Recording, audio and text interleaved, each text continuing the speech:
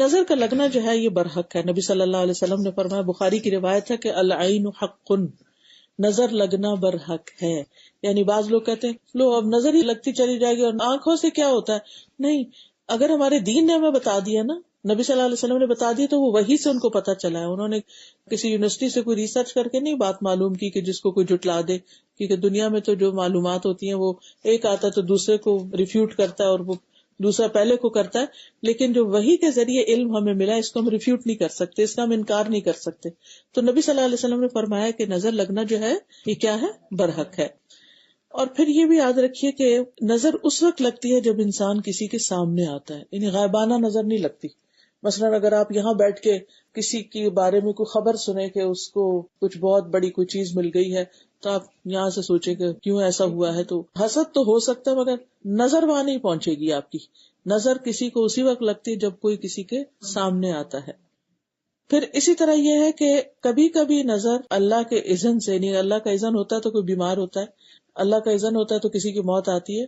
تو نظر کے تاثیر اس حد تک ہوتی ہے کہ انسان بیمار بھی پڑ سکتا ہے، حتیٰ کہ موت بھی آ سکتی ہے اس کو. یعنی اتنی شدید چیز ہے یہ. کبھی انسان کو یہ کمزور کر دیتی ہے، کبھی انسان جو ہے وہ اچانک کسی حادثے کا شکار ہو جاتا ہے. یعنی اس کے کئی ایک نقصانات بتائے گئے ہیں. صحیح حدیث میں آتا ہے، رسول اللہ صلی اللہ علیہ وسلم نے فرمایا، اللہ کی قضاء اور قدر کے بعد نظر بد ہی میری امت کے اکثر لوگوں کی موت کا سبب بنتی ہے. یعنی بہت سے لوگ نظر کی وجہ سے جیسے بیمار ہو جاتے ہیں یا ان کو اچانک کوئی تکلیف ہو جاتی ہے، تو یہ آپ صلی اللہ علیہ وسلم نے اس کی بھی خبر دی ہے کہ یہ پاسبل ہے. ایک اور حدیث میں آتا ہے کہ نظر بد آدمی کو قبر میں اور اونٹ کو ہانڈی میں پہنچا دیتی ہے. یعنی کہ جانوروں کو بھی نظر لگتی ہے، گھروں کو بھی لگ سکتی، باغوں کو لگ سکتی ہے، مختلف چیزوں کو لگ سکتی. پھر حسد کے سبب بھی نظر لگتی ہے. ابن قیم کہتے ہیں کہ حسد نظر بد کو لگانے کا اصل ہے.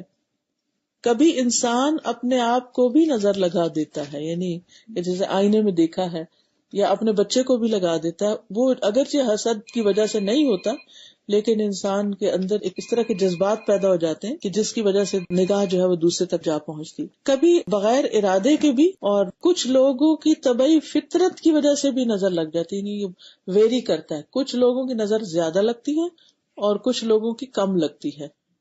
یعنی یہ بھی فیکٹرز میں شامل ہے. لیکن تاثیر میں دونوں جو ہیں وہ ایک جیسی ہی ہے. یعنی حسد کی وجہ سے لگے یا ویسے لگے، اثر دونوں کا ہی ہو جاتا ہے. پھر اسی طرح دونوں کے جو نکلنے کا مقام ہے وہ دل ہی ہے، یعنی دل کے خیالات، اور دل سے نگاہ کے ذریعے وہ خیالات یا وہ چیز جو ہے وہ ٹرانسفر ہوتی ہے. اور اس کو کہا جاتا ہے نگاہ کی چنگاریاں. کبھی ایک واقعے کے رونما ہونے سے پہلے بھی لگ جاتی ہے. اسی لیے کہتے ہیں کہ اپنے جو پلانز ہیں یا ارادے ہیں وہ بہت لوگوں کے ساتھ مت ڈسکس کرو، کیونکہ اس میں رکاوٹ آ جائے گی. اور یہ چیزیں ہماری روایات میں بھی کچھ نہ کچھ شامل ہیں. آپ نے دیکھا ہوگا کہ بعض لوگوں کو حسد ہوتا ہے. ویسے ہی کبھی انسان کو کسی کے ایسے خاص منصوبے کا پتہ چلتا ہے کہ وہ خود چاہتا تھا کہ وہ کام کرے، لیکن اسے پتہ چلتا ہے کہ وہ تو فلاں نے شروع کر دیا. جیسے پروفیشنل جیلسیز وغیرہ میں بھی بعض اوقات ہوتا ہے. تو ایسی صورت میں بھی نظر لگ جاتی ہے. پھر اسی طرح یہ ہے کہ نظر بد کی دو اور قسمیں بھی ہیں، اور وہ ہے انسان کی نظر اور دوسری ہے جن کی نظر. یعنی انسانوں کی نظر کے علاوہ جنات کی نظر بھی ہوتی ہے. اور اسی لیے جب ہم واش روم میں جاتے ہیں اور خاص طور پہ کپڑے وغیرہ بدلتے ہیں تو اس میں دعا سکھائی گئی ہے، کیونکہ جنوں کی نظر بھی برحق ہے، وہ بھی ہماری طرح کی ایک مخلوق ہے. ام سلمہ کہتی ہیں کہ نبی صلی اللہ علیہ وسلم نے ان کے گھر میں ایک لڑکی دیکھی جس کے چہرے پر نظر بد کی وجہ سے کالے کالے دھبے پڑ گئے تھے. تو نبی صلی اللہ علیہ وسلم نے فرمایا کہ اس پر دم کرو کیونکہ اس کو نظر بد لگی ہے. ہوتا یہ ہے کہ وہ جو ریز ہوتی ہیں وہ ہمارے اثر انداز ہوتی ہیں، تو ہماری باڈی کے اندر کیمیکل ریئیکشن وغیرہ ہوتے رہتے ہیں. تو بعض اوقات اس طرح کی چیزیں واقع ہو جاتی ہیں کہ جس کا اثر پھر فزیکل النس کی شکل میں بھی سامنے آ جاتا ہے. اور جنوں کی نظر جو ہے وہ انسانوں کی نظر سے بھی زیادہ سخت ہوتی ہے. ابو سعید کہتے ہیں کہ رسول اللہ صلی اللہ علیہ وسلم جنوں اور انسانوں کی نظر بد سے پناہ مانگتے تھے، یہاں تک کہ معوذتین قل اعوذ برب الفلق اور قل اعوذ برب الناس نازل ہوئیں.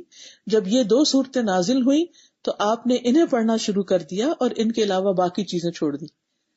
تو اس سے یہ پتہ چلتا ہے کہ اگر بہت سی دعائیں نہ بھی یاد ہو تو کم از کم یہ معوذتین جو ہیں فلق ناس، یہ صبح اور شام 3 دفعہ اگر انسان پڑھ لے تو سارے دن کے لیے اور ساری رات کے لیے پروٹیکٹ ہو جاتا ہے.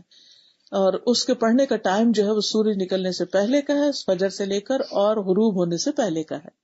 پھر اسی طرح یہ ہے کہ بعض اوقات تعجب والی نظر جو حیران کو نظر آتی ہے، جسے ہم کہتے ہیں نا اچھا واو، ماشاء اللہ نہیں کہتے، تبارک اللہ نہیں کہتے، تو یہ تعجب والی نظر بھی لگتی ہے. یعنی کہ کوئی کسی کی چیز کو دیکھ کے بہت حیران یا خوش ہوتا ہے تو اس سے بھی بعض اوقات نقصان ہو جاتا ہے. وہ ایسا نہیں کہ اس کی کوئی نیت بد ہوتی ہے یا اس کے اندر کوئی حسد یا جیلسی ہوتی ہے، اوور ایکسائٹمنٹ جو ہے وہ بھی نقصان کا باعث بن جاتی، کیونکہ ہر چیز میں ہمارا دین جو ہے نا وہ اعتدال سکھاتا ہے، درمیانی راہ، نہ نفرت کی انتہا اور نہ خوشی کی انتہا، بلکہ ہر چیز اعتدال میں. ابن حجر کہتے ہیں نظر کبھی خوشی اور تعجب کی صورت میں بھی لگ جاتی ہے، اگرچہ وہ حسد کے بغیر ہی کیوں نہ ہو، اگرچہ وہ کسی محبت کرنے والے کی طرف سے ہو، اگرچہ وہ کسی نیک آدمی کی طرف سے ہی ہو. اگر کسی آدمی کو کوئی چیز اچھی لگے تو اس کو فوراً اس چیز کے لیے برکت کی دعا کرنی چاہیے، بارک اللہ فیکم، جو اس کو اچھی لگتی ہے تو یہ اسی کی طرف سے دم ہو جائے گا. یعنی ادھر سے نظر کا تیر آ رہا ہے اور ادھر سے دعا آ رہی ہے تو وہ ایک چیز جو ہے وہ دوسرے کو ہٹا دے گی. تو اس میں آپ دیکھیں کتنی بہترین چیز ہمیں پتہ چلی. یعنی برے انسان کی تو لگے گی، لیکن آپ کے محبت کرنے والے کی بھی لگ سکتی ہے، نیک لوگوں کی بھی لگ سکتی ہے. بعضوں کا تو ہم کہتے ہیں نا کہ فلاں تو بڑا نیک ہے، بڑا اچھا انسان ہے، بڑے اچھے اخلاق کا ہے، تو سیف ہے اس کے پاس اپنے بچے کو چھوڑنا، یا لیکن وہ بھی انسان ہے اور اس کی نظر بھی ہو سکتی ہے. اب ہم کس کس کو روکیں اور کس کس سے کچھ لڑے جھگڑے؟ کرنا کیا ہے؟ اپنے آپ کو پروٹیکٹ کرنا ہے، اپنی حفاظت کرنی ہے، اور اس کا آگے انشاءاللہ طریقہ بتاؤں گی. پھر اسی طرح یہ ہے کہ بعض نظریں بیمار کر دیتی ہیں، ہر نظر بیمار نہیں کرتی، بعض نظریں بیمار کر دیتی ہیں اور اس میں مریض کے اوپر علامات ظاہر ہونے لگتی ہیں. حدیث میں آتا ہے رسول اللہ صلی اللہ علیہ وسلم نے فرمایا بے شک نظر بد اللہ کے اذن سے انسان کو دیوانہ کر دیتی، یعنی ذہنی بیماریاں، نفسیاتی بیماریاں، ڈپریشن کی بیماری، ایسی بیماریاں کہ جن کا کہیں کوئی علاج ہی نہیں اور کوئی ڈائگنوسس میں نہیں ہوتے، کچھ پتہ ہی نہیں چلتا کہ یہ مسئلہ ہے کیا. پھر اسی طرح کچھ نگاہوں سے موت بھی واقع ہو جاتی ہے، یہ زہریلی نگاہیں ہوتی ہیں. دوسری بات یہ کہ یہ تقدیر کا حصہ ہوتی ہے، یعنی کہ ہماری قسمت میں اگر کچھ تکلیفیں لکھی ہوئی ہیں تو پھر وہ چیز واقع ہو جاتی ہے، اور اگر نہیں تو کوئی جو مرضی کر لے، نہیں ہو سکتا. نبی صلی اللہ علیہ وسلم نے فرمایا نظر لگنا برحق ہے، اگر کوئی چیز تقدیر پہ غالب ہو سکتی ہے تو وہ نظر بد. پھر اذکار اور تلاوت کی کمی کی وجہ سے لگتی ہے، یعنی جب کہیں سے کوئی تیر آتا ہے اور آگے بچاؤ کا سامان نہیں، کوئی ڈھال نہیں، تو وہ جا پڑتا ہے اس پر. اور اسی طرح صبح و شام کی حفاظت کی دعائیں جو ہیں وہ بھی بہت ضروری ہیں.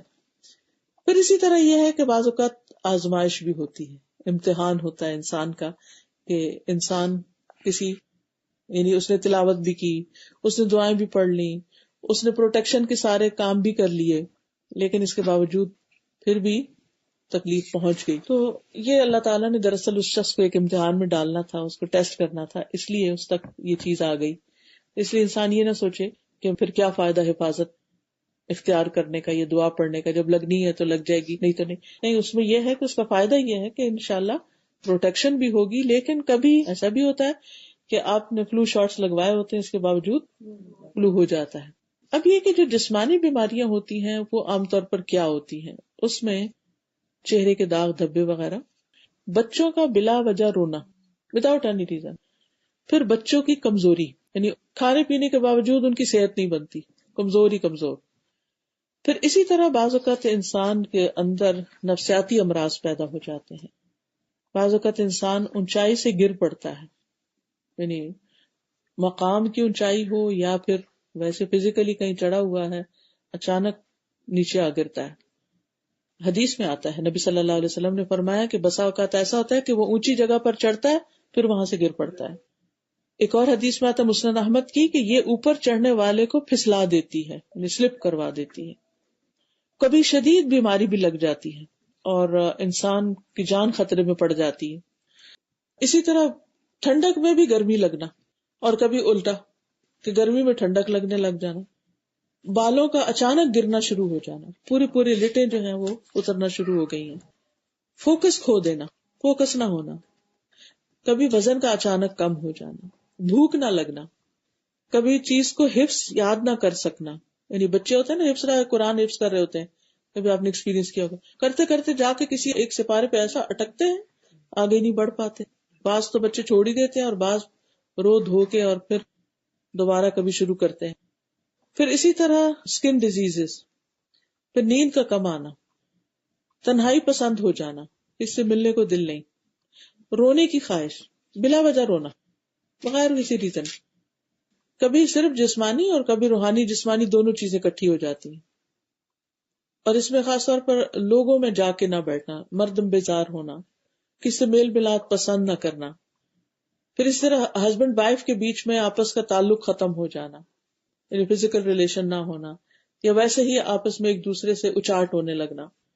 مال میں برکت کا نہ ہونا، جس کام میں نظر لگی اس کام سے دل اچاٹ ہو جانا. یعنی بعض اوقات ہوتا ہے ایک انسان ایک چیز بڑی اچھی کر رہا ہوتا ہے، وہ اس کی ایکسپرٹیز ہوتی ہے، کسی کو بیکنگ کا شوق ہے، کسی کو کسی چیز کا، اچانک ہی شوق کا ختم ہو جانا اور بیزار ہو جانا اس کام سے. اچھا، لوگوں پہ شک کرنے لگنا کہ یہ مجھے گھورتا ہے، یہ مجھے دیکھتا ہے، اس کی نظریں ایسی ہیں، یعنی لوگوں کے بارے میں منفی خیالات کا پیدا ہو جانا. پھر اسی طرح اس بات کا احساس ہونا کہ میں لوگوں کی وجہ سے کامیاب نہیں ہو پا رہا، یعنی لوگ مجھے آگے نہیں بڑھنے دے رہے، یعنی اس قسم کے منفی خیالات دل میں جم جانا.